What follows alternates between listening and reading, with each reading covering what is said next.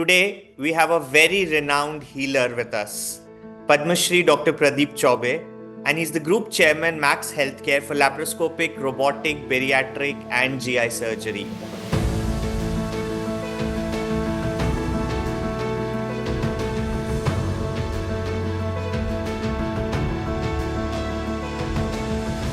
He has more than 47 years of rich experience and has touched more than 10 lakh lives as on date. And I really found a very striking feature in his, in his CV and even on his website that he's trained more than 20,000 surgeons as on date.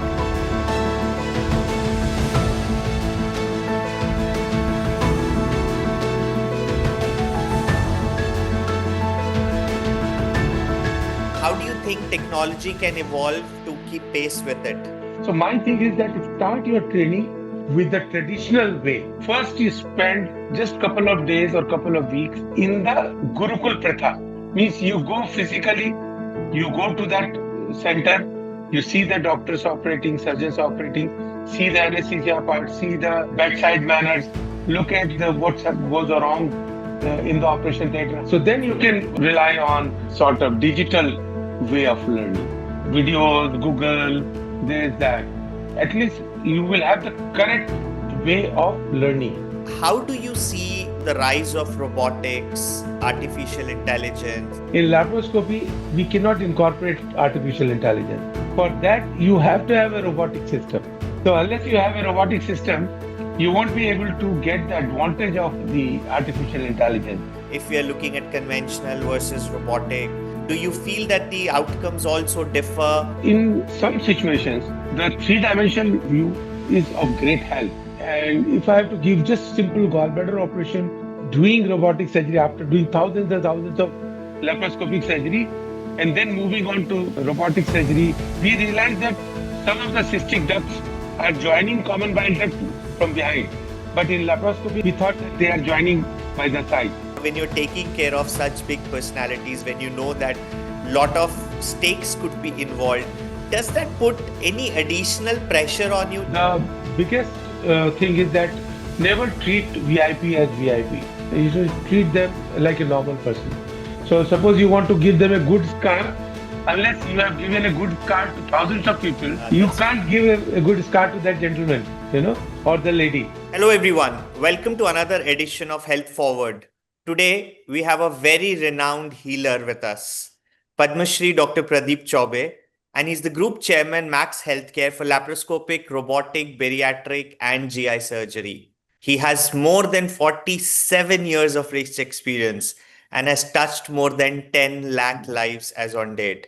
And I really found a very striking feature in his, in his CV and even on his website that he's trained more than 20,000 surgeons as on date. And I think that's the biggest contribution to the complete healthcare community that Sir has done. Someone who's treated many eminent personalities like Dalai Lama. What an achievement, sir. Thank you so much for your time and for being here on this podcast today and having all of us learn from your rich experience, at least a drop of it in the next few minutes. Thank you, sir. So, sir, I have a first question so I also saw and I came to know that you have led so many international societies like IFSO, APHS. How did India's surgical community actually evolve during those years? And what did it mean personally to you to represent the country on a global platform? Well, I think, as far as the minimal invasive surgery is concerned, I think we have been very lucky that some of us in India started, Dr. Udwadia in Mumbai, and I started in Delhi. I think some of us, we started very early. The gap when it was first done in USA and France, I think just couple of months later, we started this high technology surgery in India, in spite of the fact that I think, the economical condition of the country were not as good as they are now. But there was an optimism that we can operate without causing much pain to the patient. I thought that that is a time when patients and the population of country like India needs it the most because there is an early recovery and they can go back to work because many of them they are the daily wagers or laborers or so we thought that probably it will have a bigger advantage, and that's how we were convinced about it. And because we started, I think our numbers were much higher than anybody else in the world because of concentration of the population. And I mean, today we say my personal series is more than 1 lakh operations. So, Wow. like we could manage that. And of course, because few of us were there in the world at that time, we could take the challenge of leadership, and of course we were respected because of the surgical skills and the numbers which we have, so that gave us a head up for getting into these conferences. Second, I think most of the training in western world was paid training for the young surgeons, whereas we thought that training should not be charged, or we should train our young surgeons so that they become safer surgeons and the patients get benefit out of their safety and skills. So with that passion and with that aim, I think we made practically any no cost to the young surgeons for their training. And that was the reason why we could train thousands and thousands of our young colleagues across the country and also across the globe.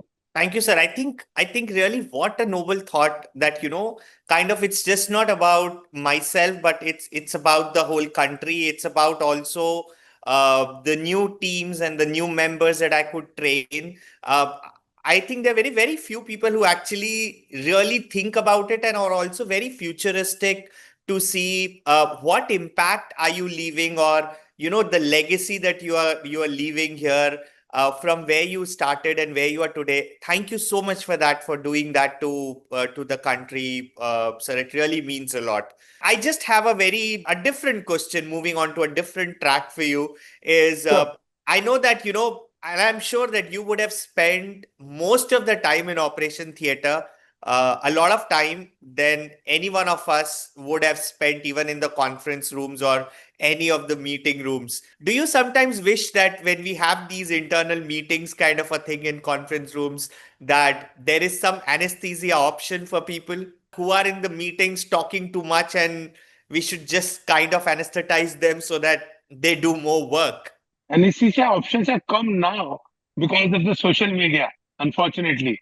Previously, the learned speakers were there on the stage, and there used to be pin drop silence in the hall because everybody wanted to absorb as much as they can within a short period. So, suppose and I think the persons who really had work and in-depth knowledge of the subjects were invited, of course, and they tried to give the truth without sounding hero or sounding inhuman type of this thing. But I think everything advances, and there's nothing against social media. But in social media, what happened that I think everybody started putting their thoughts, views, which in a way is good, but nobody knows that the views express what is the body of work and what is the thought process in that. So everybody comes out with his own operation. He thinks that I've done this. Nobody knows about the consequences. There are no questions. So all those WhatsApp universities, Right. blossomed during this period. And the another thing, what happened that I think the serious workers, serious academicians, serious surgeons who are busy in the operation theater could not manage with that. So we are in a way anesthetized rather than the young surgeons. They are bubbly. They keep on chatting. If there is one WhatsApp, suddenly you find 50, 60, 70 opinions coming up, and we will not have much time to give much attention either to contradict or to tell that okay, this is what is said is not correct. So maybe I would say that's what we feel today. I think very, very rightly put up, sir.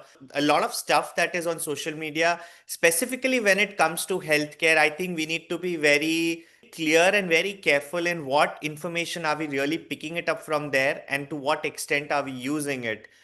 Because it's about our health, it's about our body, it's about individuals, and everybody talking different things. Someone says this is good, someone says this is not good. I think that creates a lot of confusion among people at some Yes. point of time. We can feel when they come, actually, when they come to our operation theater for a couple of days and weeks for their fellowship, they said ki we are quite surprised that what actual the reality is and what we have read on those big universities, because it's totally different. The here is a serious work. Say we can do about 15 surgeries in a day, and they know that how things move, uh, how are the protocols followed. We don't talk about I, we talk about we as a group, Right, and our wisdom comes from the serious professionals. right, sir. Uh, and many of them, and I would say most of them, you will not find on WhatsApp universities. That's true, sir. Sir, you have trained really thousands of people, and we did talk about that a bit. But because I think there's a lot of young generation that is listening to this podcast or will listen to this in the future. So, according to you, what qualities actually distinguish a great surgeon from a good one? Because there may be many good, but there will be very few who are great. So, what distinguishes between these two? Well, I think you have to simplify the thing. Even the complex surgeries, you should make sure that it looks simple to them. And you should not telling them that you are a hero or you are a magician and you can do such complex cases. I strongly believe that every young person with average caliber like us can do very good surgery. It is not the technique. I think it is technique. I give just 20% marks to the technique. But first of all, what is your thinking? What you are True. thinking? Why are you operating? First of all, what is the indication? The patient, whether he needs surgery or it's not necessary. If you can operate, it does not mean that you should operate. Your Right. capabilities and capacity may be very high, but that may not bring any benefit to the patient. So that is not desirable. And your thought process should be clear. Your planning should be methodical, and your execution should be very simple.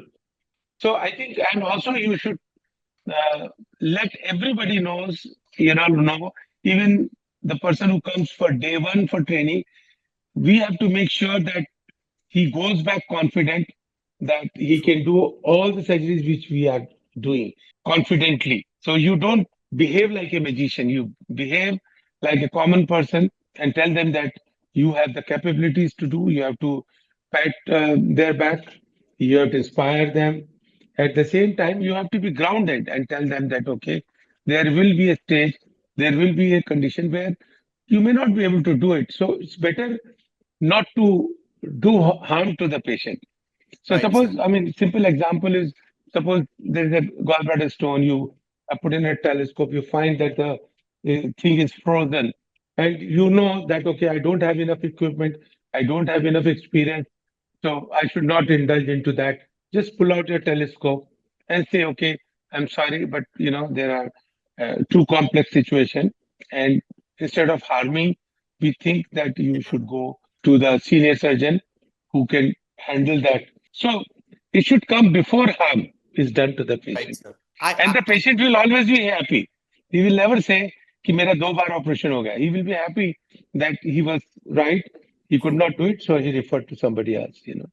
I'm not a surgeon, but I think if I was a surgeon and if I would have heard last 2 minutes that you spoke, I would have definitely got motivated that I can do it and I can do a great job. So thank you so much for that, sir.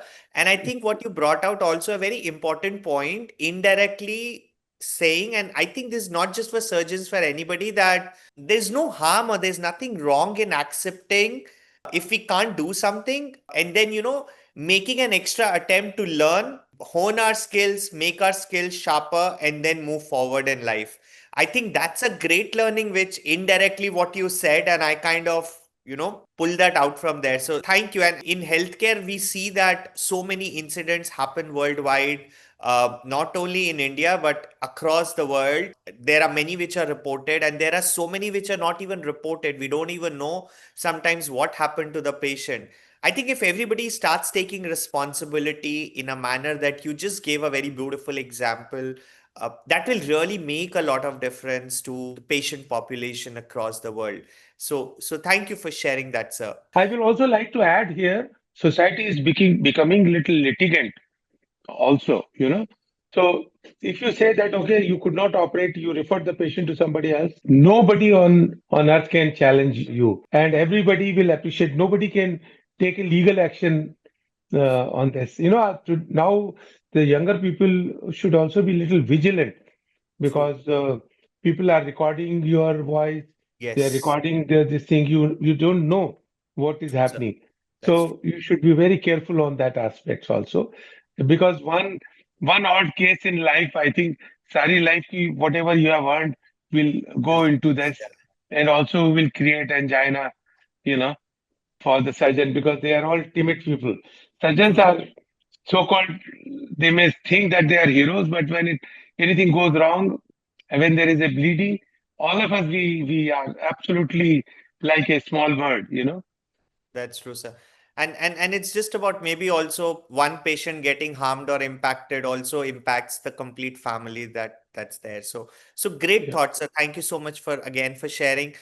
Because you spoke about recording, you did touch technology somewhere in your discussion, sir. So my next question is on technology. How should training evolve to keep pace with technology, while we continue to retain the core surgical discipline, the techniques, and the ethics that you also touched upon? So, largely, how do you think technology can evolve to keep pace with it?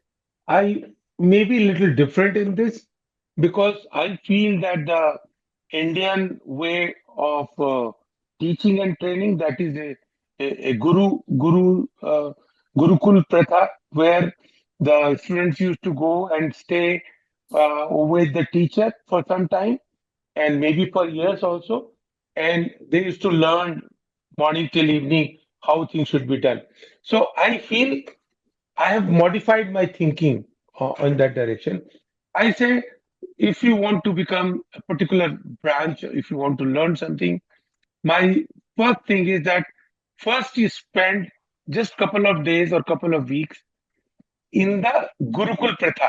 Means you go physically, you go to that center, you see the doctors operating, surgeons operating, see the anesthesia part, see the bedside manners, look at the goes wrong in the operation theater, how to sterilize those things, how to take care of the instruments, how to take care of the gadgets, how to connect them. Those things can only be learned when you are there. Once you are there, you have seen the steps, you have seen the outcomes, you have seen the patients post-operative with the teacher, and then after that, you can go on into the sort of digital way of learning, not the other way around. Because Right. then you don't have any concept. You just look at the steps or videos of operation, but that's hardly anything. So my thing is that start your training with the traditional way. Don't spend months and years together. Spend just couple of days, couple of weeks, depending on your seniority and also your inclination, and also how much time you can afford being out of your practice. And then after then you can take off. So this is a runway. Once you are taken off from the ground, then it's easy to achieve heights. So then you True.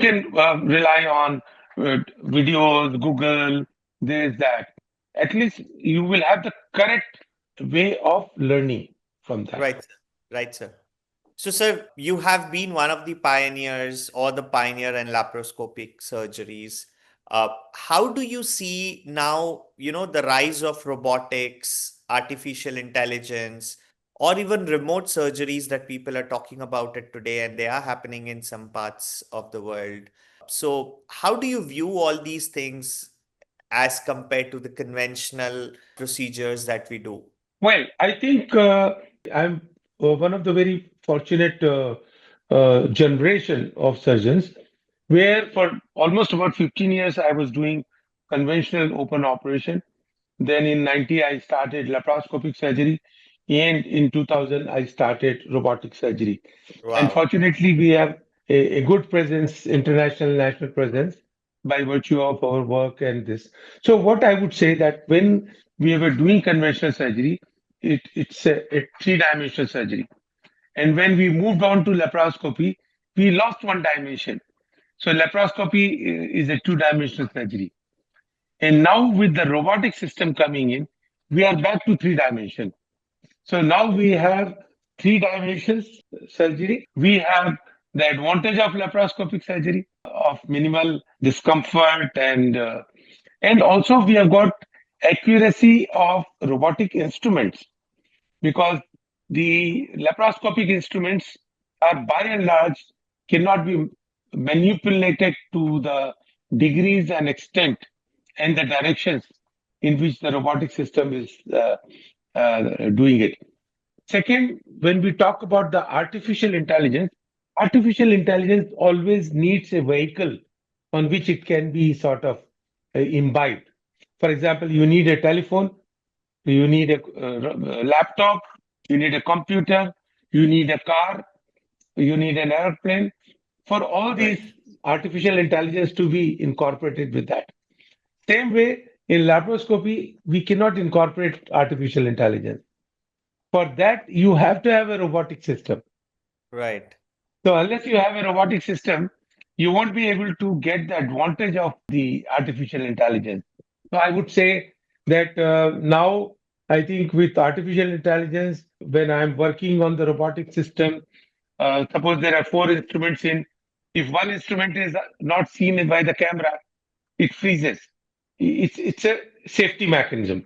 If one Right. of my instrument is uh, pushing an organ little harder, it gives me a warning that this push is little.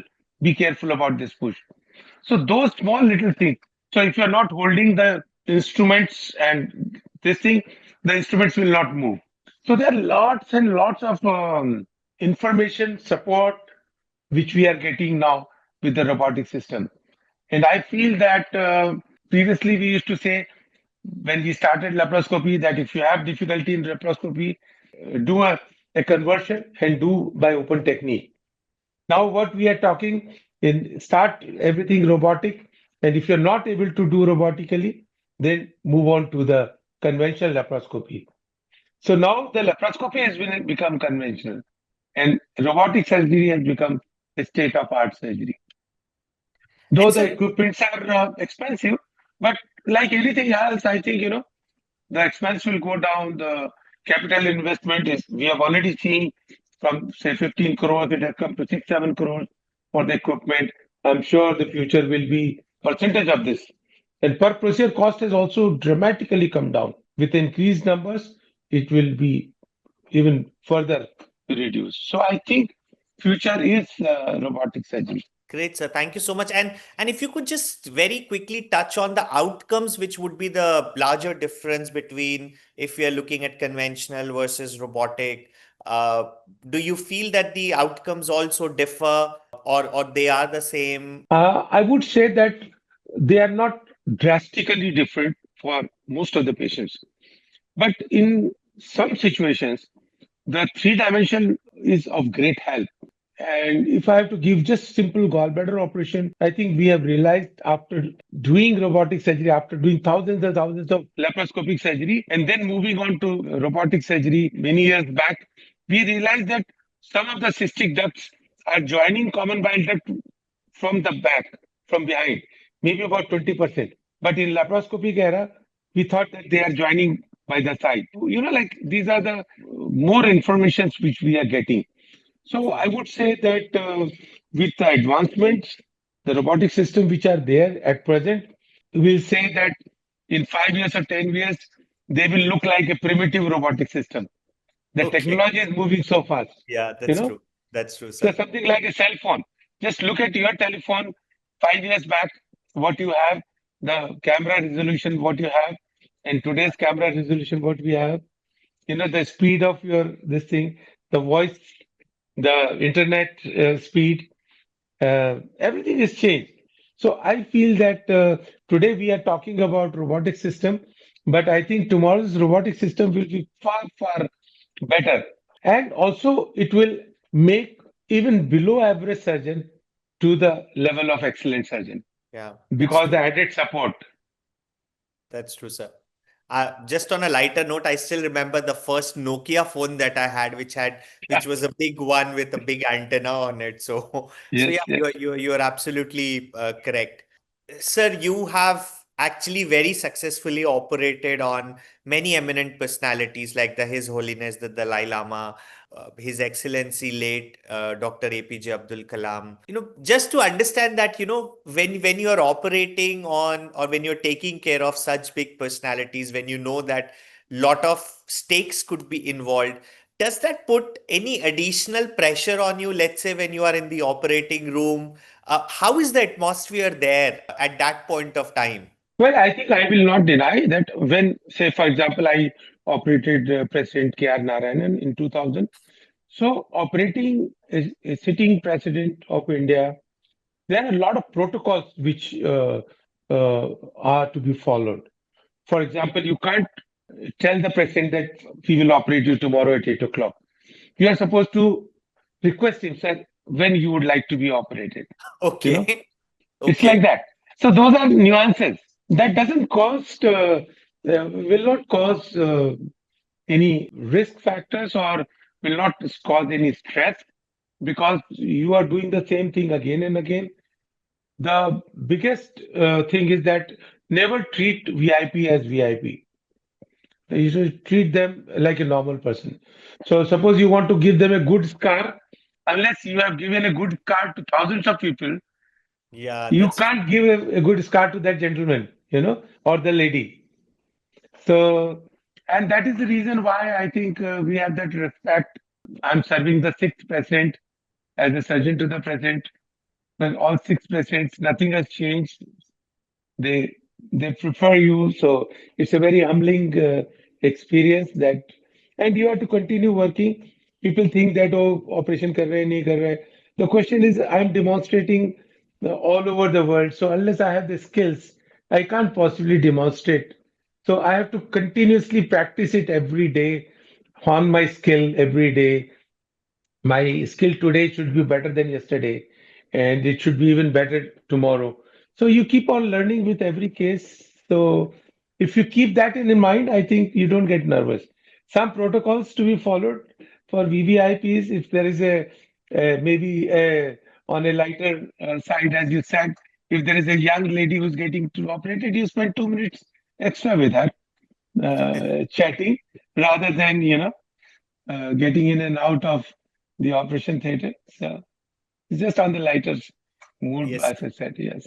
I think you said a very, very beautiful thing, sir. Actually, two things. One, what you said is if you would have treated 100 other patients in a similar way, you would obviously treat him also in a similar way because ultimately the outcome is what is going to make a difference.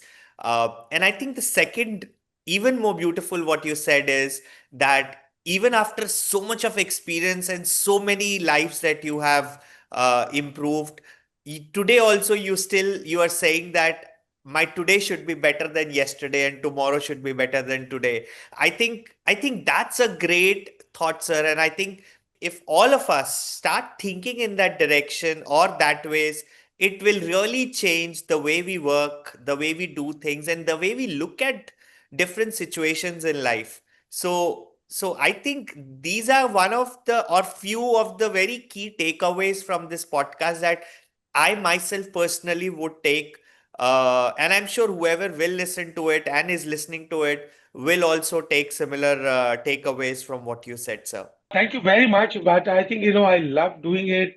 And I want that, I should be given an opportunity like today's evening. I think, I love to express my feeling. And I wish and I hope that our youngsters, even if, very few of them, if they follow, like the purpose is, and you're questions and your this thing also has been very incisive and very apt for young surgeons. So I admire the way you are conducting this. I think, I feel very happy about it. And Thank you. if anybody can be helped, and we are all open, our doors are open, we are available 24 hours, at least 14 hours, 15 hours, we are in the hospital. So anybody can walk in and walk out.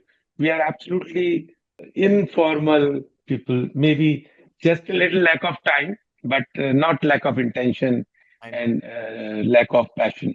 Thank you so much, sir. Thank you so much for those motivating and kind words. Thank you so much for all the learnings that you just shared in the last 20-25 minutes. I think it's just been a very smooth conversation just to understand your experience, your journey. And I think we could definitely pick up a lot of things from that. Really appreciate your time. I know you are very busy, sir. I look forward to meeting you sometime very soon, and probably we'll send you an invite as well. So, and we will take it from there. So, thank you once again, sir, for your time today. Thank you very much and all the best. And thanks for giving this my opportunity. And we look forward to our meeting and maybe much more interactions in future. Thanks a lot and all the best. Thank you so much, sir.